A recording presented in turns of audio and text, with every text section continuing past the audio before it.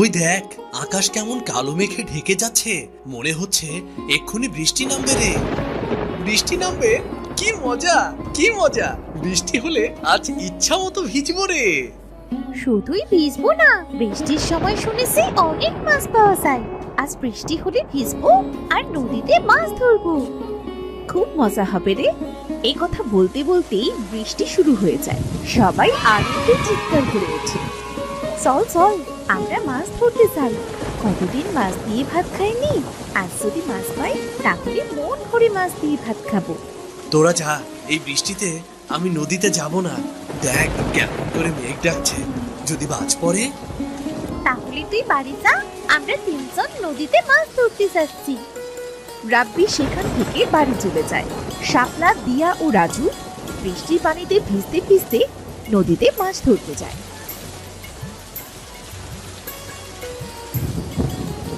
তারা অনেকগুলো মাছ পায়, সেগুলো নিয়ে যে যার বাড়ি ফিরে যায়।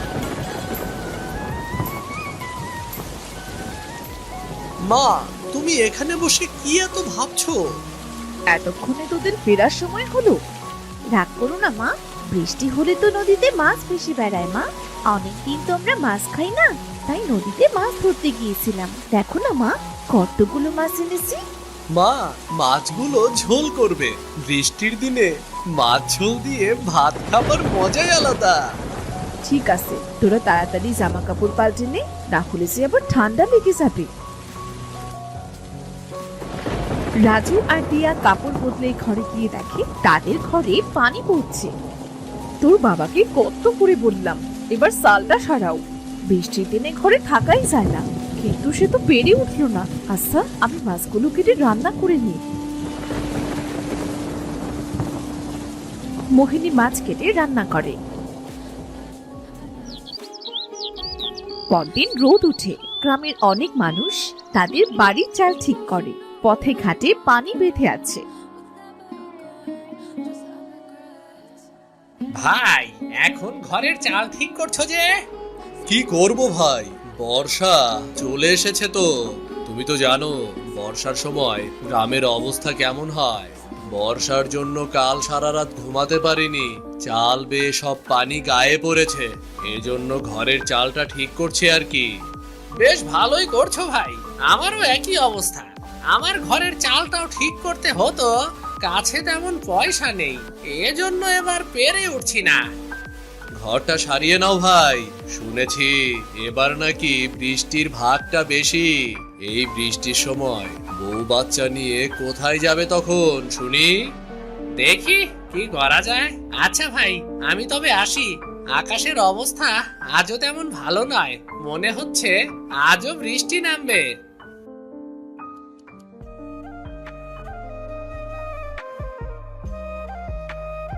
বলি, ও মহেশ ভাই, মাঠে তো সব কাদা, তা গরু নিয়ে যাচ্ছ কোথায় তবে? মাঠে যাচ্ছি ভাবি, যেখানে একটু শুকনো পাবো সেখানে একটু গরুটাকে খাইয়ে আনতে যাচ্ছি। বাড়িতে গরুর খাবারের বড্ড অভাব গো।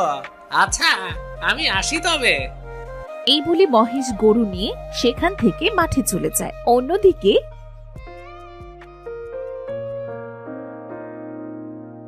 মা, ও মা, এখন তো বর্ষার সময়, না জানি কখন বর্ষা পড়তে শুরু করে। বাড়িতে তো জ্বালানি নেই মা, তখন জ্বালানির অভাবে না খেয়ে থাকতে হবে। আমি আর ভাই মিলে বরং জঙ্গলে যাচ্ছি। কাল তো ঝড় বৃষ্টি হয়েছিল মা, আজ জঙ্গলে অনেক জ্বালানি পাবো। আকাশের অবস্থা তো তেমন ভালো নয় রে, এই অবস্থায় তোদের জঙ্গলে যেতে হবে না। তুমি চিন্তা করো না মা, বর্ষা শুরু হবার আগেই আমরা চলে আসব। তাড়াতাড়ি ফিরিস কিন্তু। দিয়া আর রাজু তাদের মায়ের কাছ থেকে বিদায় নিয়ে জঙ্গলের উদ্দেশ্যে বেরিয়ে পড়ে। তারা হাঁটতে হাঁটতে একসময় জঙ্গলের অনেক গভীরে চলে আসে। দিদি, এখানে অনেক জ্বালানি হয়েছে, চলো একটু কুড়াই আমরা। ঠিক আছে ভাই। দিয়া আর রাজু জঙ্গলের ভেতর থেকে জ্বালানি কুড়াতে থাকে। হঠাৎ চারদিক অন্ধকার হয়ে আসে, আকাশ কালো মেঘে ঢেকে যায়। ভাই, আকাশ তো কালো মেঘে ছেয়ে গিয়েছে, মনে হচ্ছে এক্ষুনি কালবৈশাখী ঝড় উঠবে। দিদি, তাড়াতাড়ি বাড়ি চলো, আমার খুব ভয় করছে তো। ভয় পাস না ভাই, আমি আছি তো। দিদি, ওই দেখো আকাশে কেমন বজ্রপাত হচ্ছে। চল ভাই, যে জ্বালানিগুলো কুড়িয়েছি তাই দিয়ে 2-3 দিন চলে যাবে। ঝড় ওঠার আগে আমরা বাড়ি চলে যাই, চল। এই বলে রাজু আর দিয়া জ্বালানি নিয়ে জঙ্গল থেকে বাড়ি ফিরে আসে।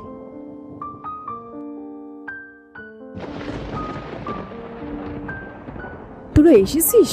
আমি তো চিন্তায় মরে যাচ্ছিলাম, যে মেঘ করেছে, মনে হচ্ছে এখনই কালবৈশাখী ঝড় উঠবে। এজন্যই তো তাড়াতাড়ি বাড়ি ফিরে এসেছি মা। তা বেশ করেছিস। এখন হাত মুখ ধুয়ে 2 ভাই বোন দুটো খেয়ে নে দেখি। কাল একটা করে রুটি খেয়েছিলি, আজ যে এখনো পেটে একটি দানাও পড়েনি।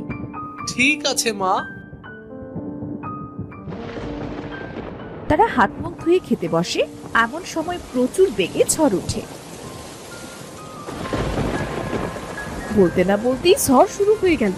বর্ষার দিনে এই গ্রামে কোনো কাজই থাকে না, না জানি এবার কতদিন না খেয়ে থাকতে হয়। গ্রামে একবার বর্ষা শুরু হলে আমার তো আর নাম গন্ধটি থাকে না।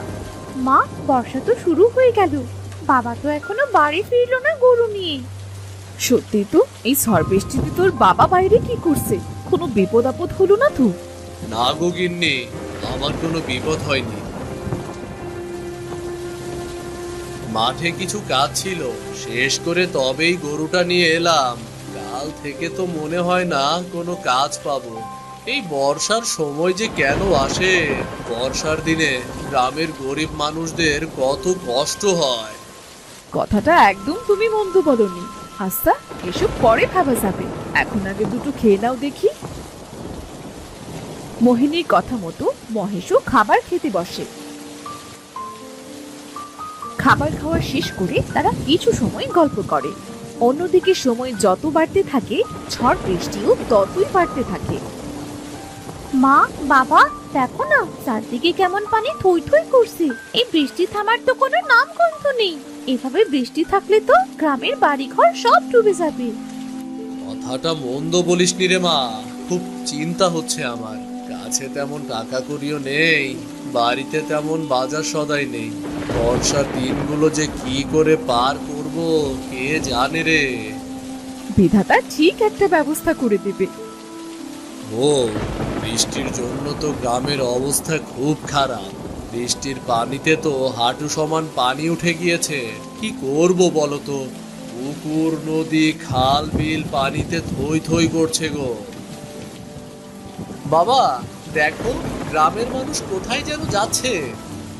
তাই তো দেখছি, কেউ নৌকায়, কেউ বা কলায় ভেলা বানিয়ে যাচ্ছে। কোথায় যাচ্ছে সবাই? জিজ্ঞাসা করে দেখি তো। ও শামীম ভাই, ও বাচ্চা নিয়ে চললে কোথায়? ভাই, গ্রাম থেকে অনেক মানুষের ঘর ডুবে গিয়েছে। আমাদের ঘরে অনেকটা পানি ঢুকে গিয়েছে রে। এজন্য আগে থেকে বউ বাচ্চা নিয়ে গ্রাম ছেড়ে শহরে যাচ্ছি। এই বর্ষা সহজে কমবার নয়।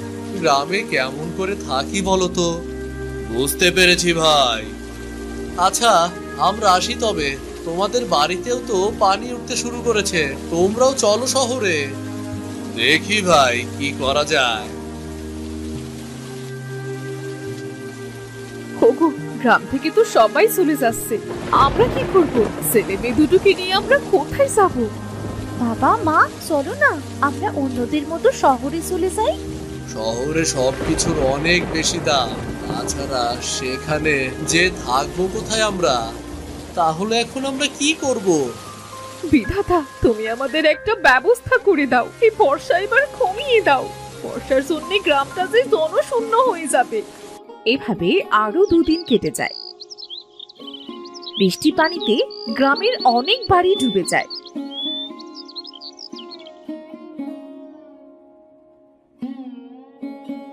আজ বর্ষাটা কম হয়েছে।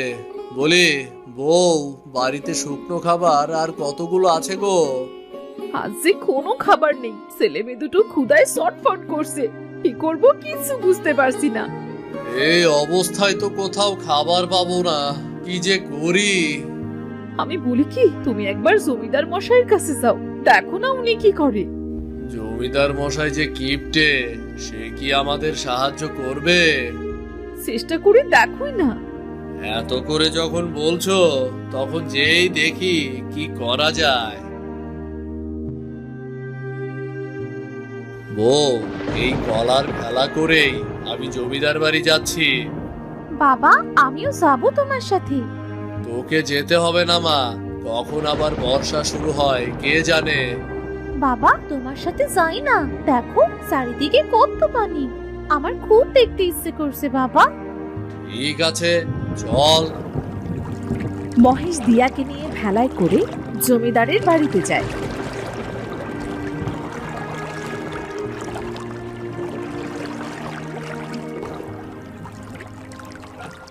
জমিদার মশাই, আপনি যদি সাহায্য না করেন তাহলে কোথায় যাব আমরা? চারদিকে পানিতে ভরপুর, কোথাও কোনো কাজ নেই। এ অবস্থায় কি খেয়ে বাঁচবো বলুন? তোমার মতো অনেকেই আসছে আমার কাছে, তোমার জন্য আমি কি করতে পারি সেটা বলো।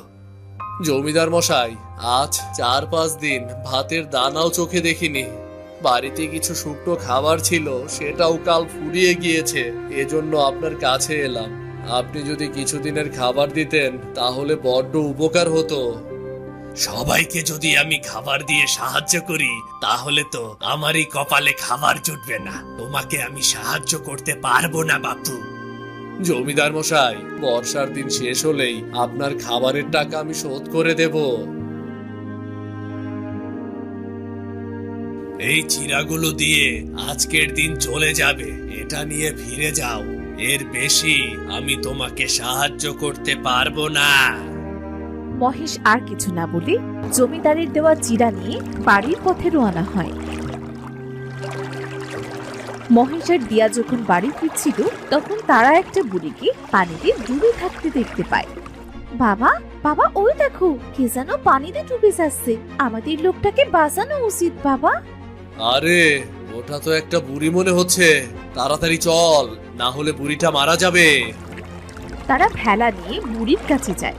অনেক কষ্টে বুড়িকে তারা পানি থেকে তুলে তারা বুড়ির পেট থেকে পানি বার করে। এরপর বুড়ি জ্ঞান ফিরে পায়। তোদের অনেক ধন্যবাদ রে বাবা, তোরা আমার অনেক বড় উপকার করলি। তোরা না থাকলে হয়তো আজ আমি মরেই যেতাম। ধন্যবাদ কেন দিচ্ছ বুড়িমা? তুমি পানিতে ডুবে যাবে এটা আমরা কি দেখতে পারি বলো? বাবা, আজ 2 দিন ধরে কিছু খাইনি, আমায় কিছু খেতে দিবি? ক্ষুধার কষ্ট যে আমি আর সইতে পারছি না বাবা।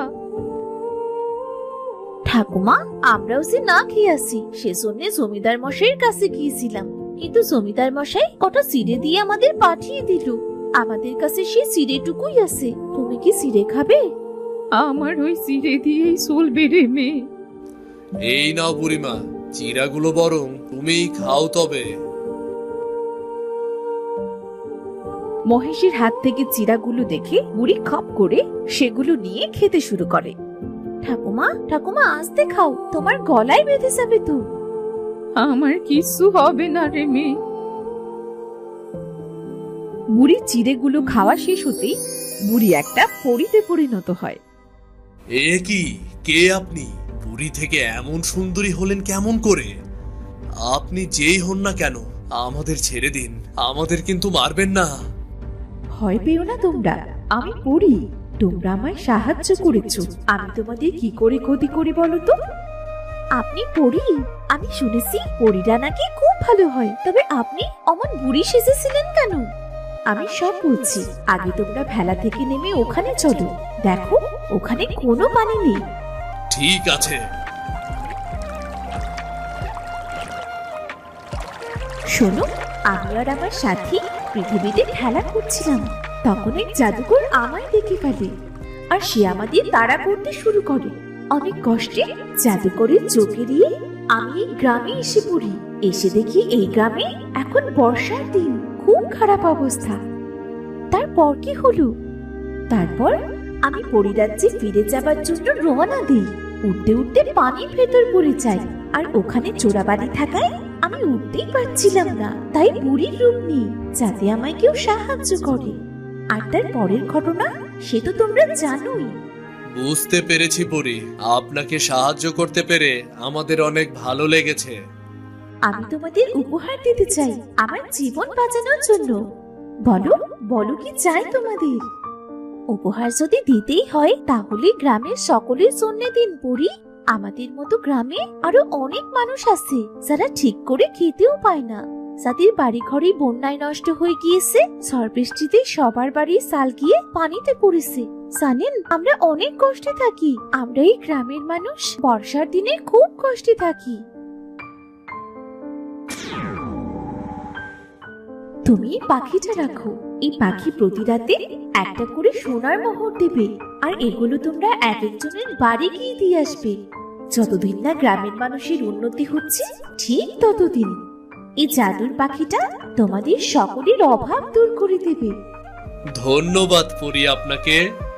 আর একটা কথা, এই গ্রামে এখন থেকে যতই ঝড় হোক, বর্ষা হোক বা বন্যা হোক, কখনোই গ্রাম ডুবে যাবে না। বর্ষা শেষ না হতে যতটুকু গ্রামের মানুষের পানি প্রয়োজন ততটুকু ছাড়া, আর বাকি পানিগুলো শুকিয়ে যাবে। আপনি খুব ভালো পরি। তোমরাও খুব ভালো।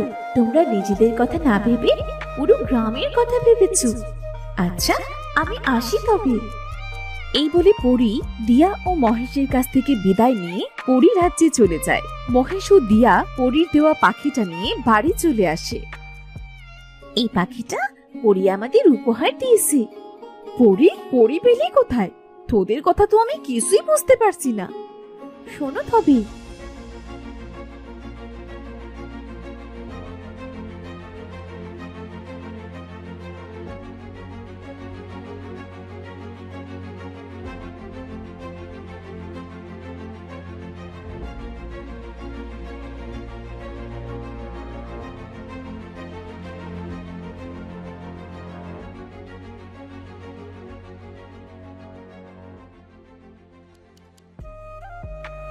সত্যি বলছিস তুই? এবার যদি এই গ্রামটা বর্ষার কবল থেকে রক্ষা পায়। আমি তোমাদের খাবার দিচ্ছি। ওমা, এই পাখি দেখি কথাও বলতে পারে। আমি সব সময় কথা বলি না। এই বলে পরির দেওয়া পাখি জাদু করে অনেক খাবার এনে দেয়। নানান রকমের খাবার পেয়ে তো দিয়া আর রাজু অনেক খুশি হয়। পরদিন পরির কথা মতো গ্রাম থেকে পানি শুকিয়ে যায়, আর পরির দেওয়া পাখি প্রতিদিন গভীর রাতে একটা করে সোনার মোহর নিয়ে একদিন এক এক গরিব পরিবারকে দিয়ে আসে। কিছুদিনের মধ্যেই তাদের গ্রামের অনেক উন্নতি দেখা যায়। বর্ষার দিনেও এখন আর আগের মতো দিয়াদের গ্রামটা পানিতে ডুবে যায় না।